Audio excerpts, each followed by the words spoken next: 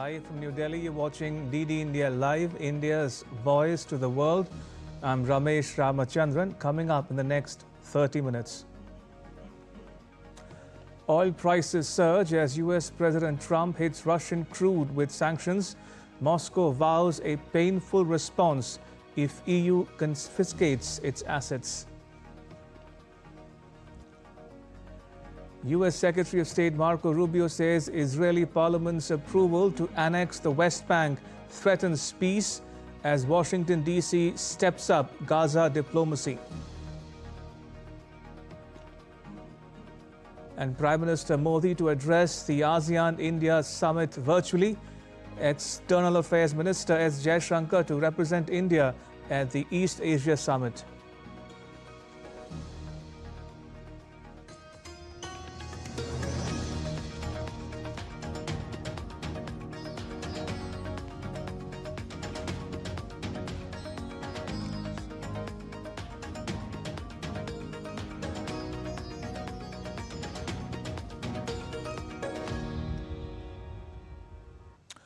Oil prices surged more than 5% on Thursday after US President Trump targeted Russia's key oil industry with new sanctions. The international benchmark contract, Brent North Sea crude, jumped 5.4%, while West Texas Intermediate was up 5.6%. Russia's foreign ministry warned that the sanctions risked hurting diplomatic efforts to end the Ukraine conflict and that it had developed a strong immunity to them. US President Trump has slapped sanctions on Russia's two largest oil companies. Ukraine's President Zelensky called it very important for ceasefire, and EU leaders have welcomed it too.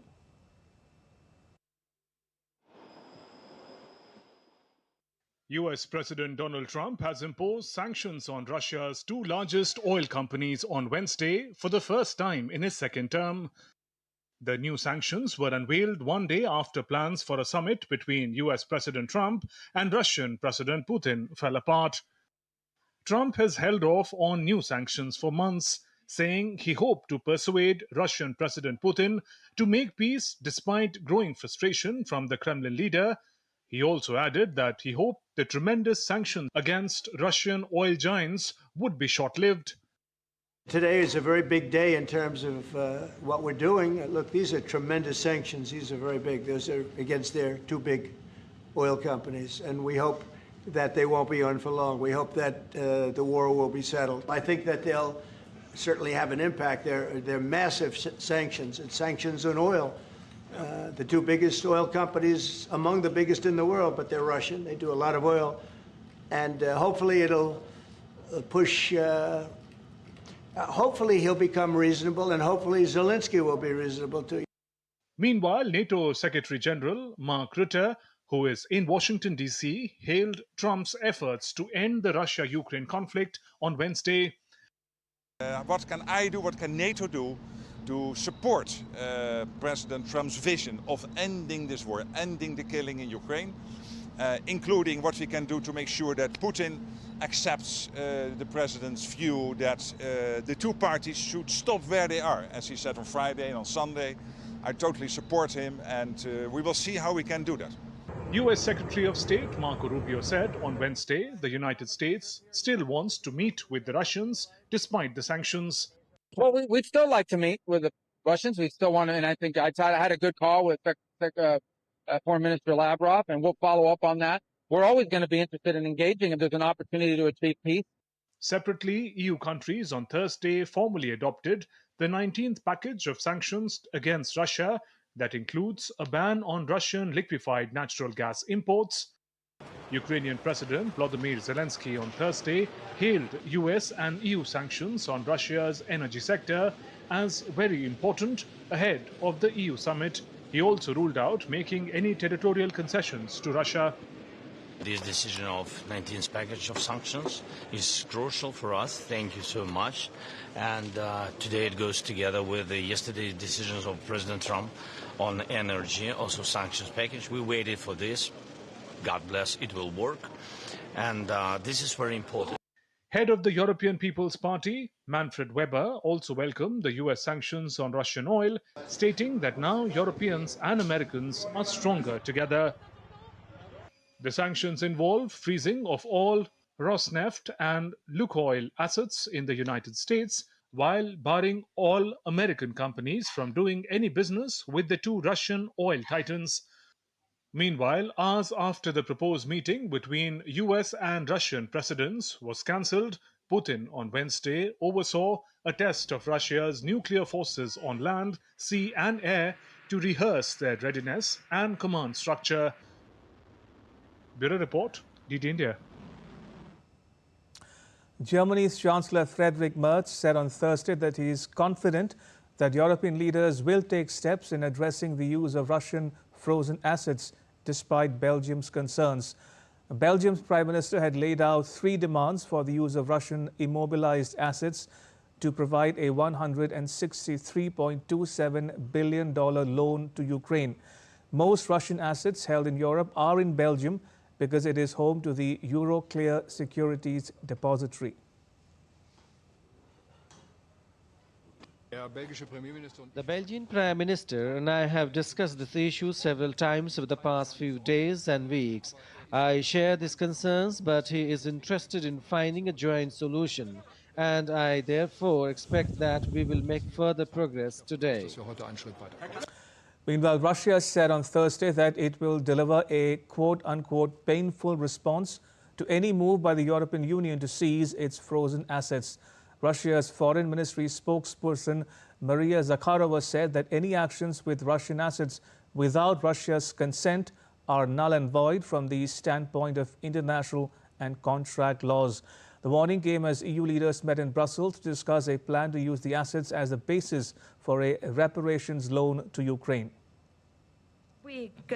Any confiscatory initiatives from Brussels will inevitably result in a painful response. We will act in full compliance with the principle of reciprocity in international relations based on our own interest and the need to compensate Russia for the damage caused. U.S. Secretary of State Marco Rubio will visit Israel on Thursday. It'll be Rubio's 4th visit to Israel since taking office in January. Rubio said on Wednesday that the U.S. would still like to meet with Russia after U.S. President Donald Trump canceled his meeting with Russia's President Putin in Hungary. Rubio also said that the Israeli parliament's approval to annex the West Bank would threaten President Trump's plan to end the conflict in Gaza. Well, we'd still like to meet with the Russians. We still want to, and I think I had a good call with Foreign Minister Lavrov, and we'll follow up on that. We're always going to be interested in engaging if there's an opportunity to achieve peace. I think the president has said repeatedly for a number of months now that at some point he will have to do something if we don't make progress on the peace deal. Today was the day he decided to do something. That's a vote in the Knesset, but obviously I think the president's made clear that's not something we'd be supportive of right now, and we think it's even threatening to the peace deal. So they're a democracy, they're going to have their votes, people are going to take these positions, but at this time it's something that we think it might be counterproductive. Rubio's comments came after the U.S. imposed sanctions on Russian oil companies. According to a U.S. official, Rubio's visit will focus on supporting the successful implementation of Washington, D.C.'s ceasefire plan in Gaza. It follows the visits of U.S. Vice President J.D. Vance and U.S. envoys Steve Witkoff and Jared Kushner to Israel. Rubio will be in Israel until Saturday before traveling to Malaysia, Japan, and South Korea to join Trump. U.S. Defense Secretary Pete Hegseth said on Wednesday that the U.S. military killed 2 alleged drug smugglers in a strike against a vessel in the eastern Pacific Ocean. The strike is the first known U.S. military operation in the Pacific since President Trump started a new military offensive against the drug trade. This attack has expanded the Trump government's use of the military in its counter-narcotics campaign. This has led to at least 7 strikes in the Caribbean and dramatically raised U.S. tensions with Venezuela and Colombia. The strike brings to the total number to at least 8, leaving 34 people dead. Hegseth said that the vessel was known by U.S. intelligence to be involved in illicit narcotics smuggling. It was transiting along a known narco-trafficking transit route and carrying narcotics. U.S. President Trump and his Colombian counterpart Gustavo Petro traded angry threats on Wednesday. Trump said that his government has the legal authority to carry out strikes on vessels near Venezuela that are transporting drugs, but it may go back to the U.S. legislature if the U.S. decides to start hitting targets on land. Trump also told journalists that he may take very serious action against Colombia because of its role in the international narcotics trade. Trump branded Petro a thug and suggested that he was a drug trafficker leading his country to ruin. He also called Petro a bad guy. Well, he's a thug and bad guy. He's a guy that is making a lot of drugs. We've just, as of today, stopped all payments going to Colombia, the country Colombia. Also, the school Colombia. No, we settled. We made a settlement with him. But no, he's a thug. And he's a bad guy, and he's hurt his country very badly. They're doing very poorly, Colombia. They make cocaine. They have cocaine factories.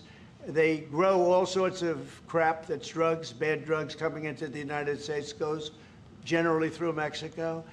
And he better watch it or we'll take very serious action against him and his country. His country is, what he has led his country into is a death trap.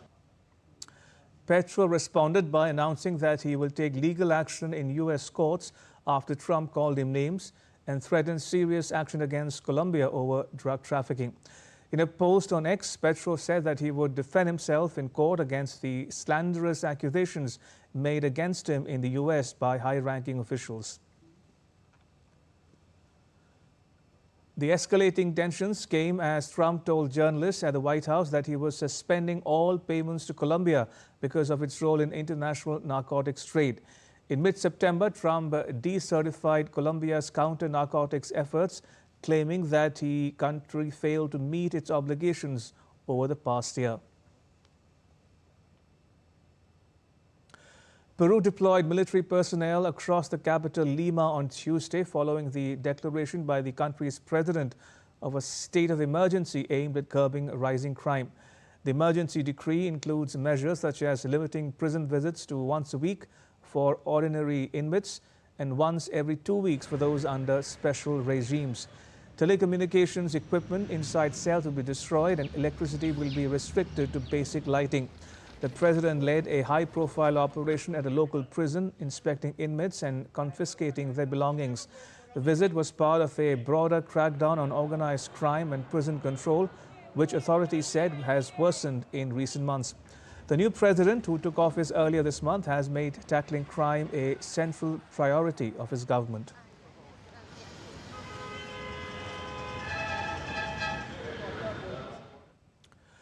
More than 23 people were arrested as hundreds of protesters and police clashed for the second night in a row outside an asylum seeker hotel near Dublin. Police launched bricks and fireworks at protesters. The unrest followed at least 6 arrests after tensions flared at a protest at the same location where a police van was also set on fire. The protests were sparked by reports that a 26-year-old man accused of sexually assaulting a 10-year-old girl in the vicinity of the hotel was an asylum seeker.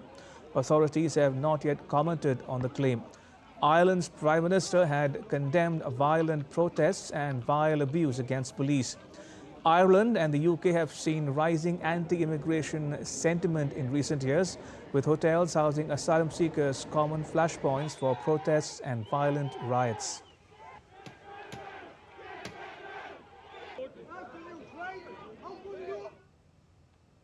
Still to come on DD India Live. A book on Prime Minister Modi to be released on Friday. And the Indian Air Force takes part in a multinational exercise in Spain.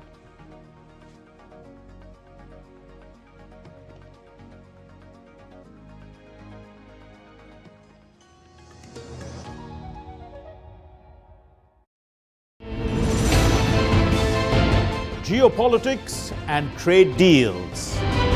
Economic challenges amid development. Hard work and the path to prosperity. It's the economy always. Between walkers, money is what money does, and says supply creates its own demand. Between the bulls pulls and bears tears. When supply chains globalization and India rises to the podium. We'll get you centered with the Economic Brief at 8 p.m. every Thursday on DD India.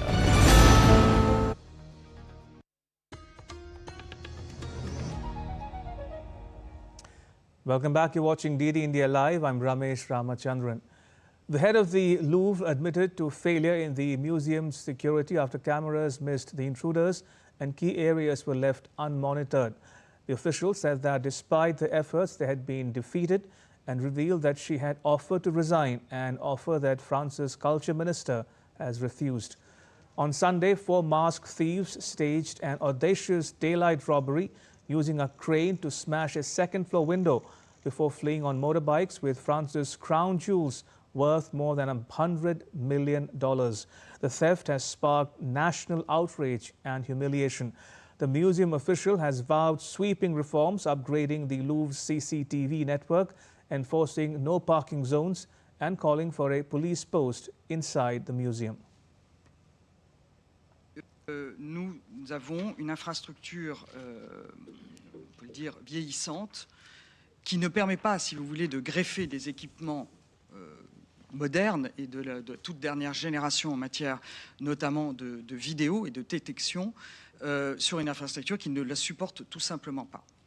Nous avons aussi d'importants soucis dans on peut le dire, l'implantation des postes de sécurité au sein du musée qui sont vieillissants. King Charles of the UK and Pope Leo prayed together in the Vatican's Sistine Chapel on Thursday in the first joint worship, including a British monarch and a Catholic pontiff, since King Henry VIII broke away from Rome in 1534. Latin chants and English prayers echoed through the chapel, where the Pope was elected by the world's Catholic cardinals 6 months ago.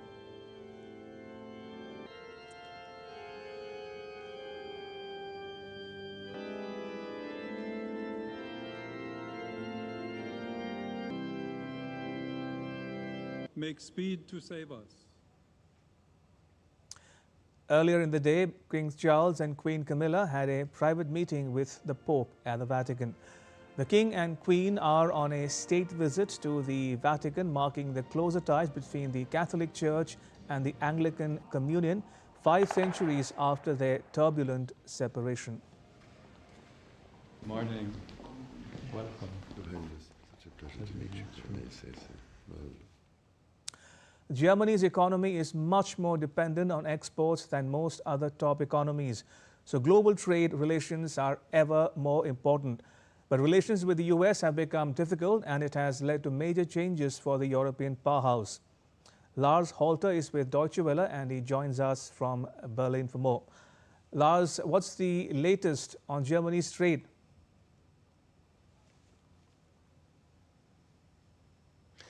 Thanks for having me. Well, the big news is that after several years of dominant trade relations with the US, that country is no longer our biggest trading partner. It is now China. Now, that's not the first time ever, so it's not exactly breaking new ground or so, but it is a change after almost a decade with the United States as our biggest partner. So where does it come from, that title change? Obviously, US tariffs are a main part of the story here. US President Trump has obviously levied tariffs on a lot of countries, but Germany, one could argue, was hit especially hard, including with tariffs on German cars, long a bestseller in the United States, and actually a reason for the tariffs, even as Trump has often explained. He has often complained about many Americans driving German cars and not many Germans driving American cars. Trump saw this as a manifestation of a trade imbalance, and that's one reason that actually led him to his tariff policy. Now these tariffs have led to German exports to the US dropping by almost 8% since the beginning of the year. Meanwhile, Lars, has trade with China grown for Germany?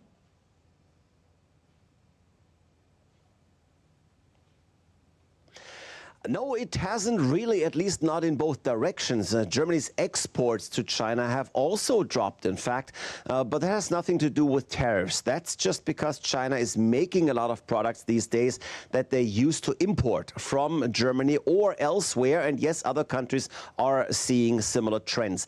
But again, Germany is especially hard hit, and again, especially with regards to the auto sector, where China was an immensely strong market for the likes of Volkswagen, Mercedes, Audi, BMW, and well, China is not that great a market anymore, as Chinese brands have been on the rise. So German exports to the US are down, but they're also down to China. However, Germany is importing a lot more from China, and that adds to the trade volume here and gives China the top spot as a German trading partner. All right, we'll leave it there. Lars, thank you. Lars Holter reporting there from Berlin. Moving on, at the invitation of Malaysia's Prime Minister Anwar Ibrahim, Prime Minister Modi of India will virtually attend the 22nd ASEAN India Summit on the 26th of October. PM Modi and the ASEAN leaders will jointly review the progress in ASEAN-India relations. They'll discuss initiatives for strengthening the comprehensive strategic partnership. Strengthening the relationship with ASEAN is a key pillar of India's Act East policy and the Indo-Pacific vision. External Affairs Minister S. Jaishankar will represent India at the 20th East Asia Summit in Kuala Lumpur on the 27th. An East Asia Summit will provide an opportunity to deliberate on the challenges to peace, stability and prosperity in the wider Indo-Pacific region. A new book tracing Prime Minister Modi's extraordinary personal journey from a humble childhood in Vadnagar to the Prime Minister's office is titled Modi's Mission. It's been authored by lawyer Burgess Desai and published by Rupa Publications. The book will be released by Maharashtra's Governor Acharya Devrath and Chief Minister Devendra Fadnavis on Friday. Modi's Mission is not a biography but a story of an idea. Desai discusses Prime Minister Modi's emergence as an instrument of national awakening despite insurmountable odds and innumerable challenges. The book discusses formative experiences from Prime Minister Modi's childhood and youth that have shaped his socio-economic philosophy and his outlook on governance. The book exposes the falsehoods circulated by a section of India's intellectual elite about Prime Minister Modi to derail governance.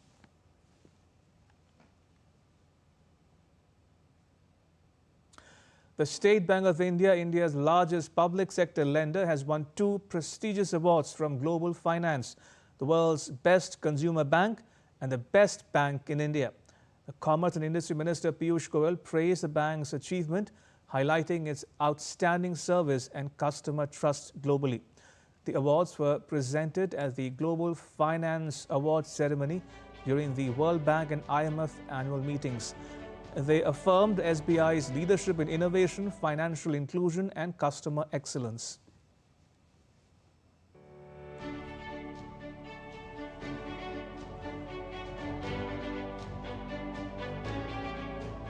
World's best consumer bank, I'm pleased to announce, is State Bank of India. If we can invite Chairman Sethi to the stage, please.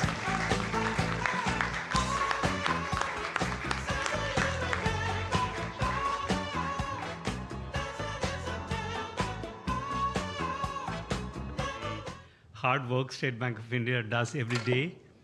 We have, just a correction, we have 520 million customers. And we add 65,000 customers every day. This is the trust the customers in India repose in us, and this is a digital-first, consumer-first bank. And you can't serve at scale unless you invest heavily into technology and digitalization. And we have a flagship mobile banking application which has got almost 100 million customers, and every day 10 million customers log into this app. And our commitment is to continue to be the best consumer bank, and probably, hopefully, soon Global Finance recognizes as best bank in the world. Thank you.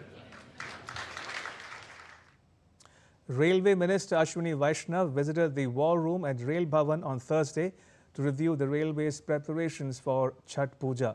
He interacted with officials, monitored real-time train operations and assessed crowd management and passenger facilities at key stations. The minister elaborated on plans to run additional special trains, strengthen coordination between zones and deploy more staff to ensure safe, smooth and comfortable travel for passengers during the festive rush. तो 10,700 जो कि पहले से notified IRCTC के website पे पहले से notified है, जिनमें टिकट रिजर्व करके आप पहले से ले सकते हो, और जो सडन सर्ज आती है उसके लिए अबाउट 3,000 ट्रेन का प्रोविजन रखा गया है। ओवरऑल 13,000 की तरफ ये नंबर जा रहा है, may be it will increase more. इस बार डेस्टिनेशन बहुत बढ़ा दिए, जैसे पिछले साल डेस्टिनेशन बिहार के 7 बड़े शहर थे, इस बार करीब 18 बड़े शहरों को रखा गया। 18 लोकेशंस को बिहार के 18 लोकेशंस को डेस्टिनेशन रखा गया है। President Draupadi Murmu addressed the valedictory function of the Platinum Jubilee celebrations at St. Thomas College, Palai, in the southern Indian state of Kerala. Addressing the gathering, the President highlighted the rich and ancient history of Kerala and emphasized the enduring importance of education, both in historical context and its relevance in today's world.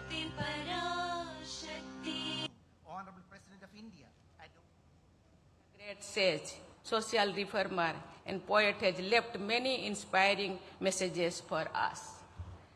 He had said, Vidya Kondu Prabuddho Rabuka, which means get enlightened through education. An area that lacks education may remain an area of darkness. The light of education illuminates the path to individual and collective progress. I appreciate the efforts of this college in spreading the light of education. And now take a look at what else is making news in India. The Indian Air Force is participating in Exercise Ocean Sky, a multinational air combat exercise hosted by Spain from 20th to 31st October. The exercise aims to foster mutual learning, enhance interoperability, sharpen air combat skills and strengthen defense cooperation with friendly nations. The third Army-to-Army staff talks between the Indian Army and the Royal Army of Oman took place in New Delhi on 22nd and 23rd October. The discussions focused on enhancing bilateral defense cooperation through expanded joint exercises, expert exchanges in specialized domains, and deeper training collaboration.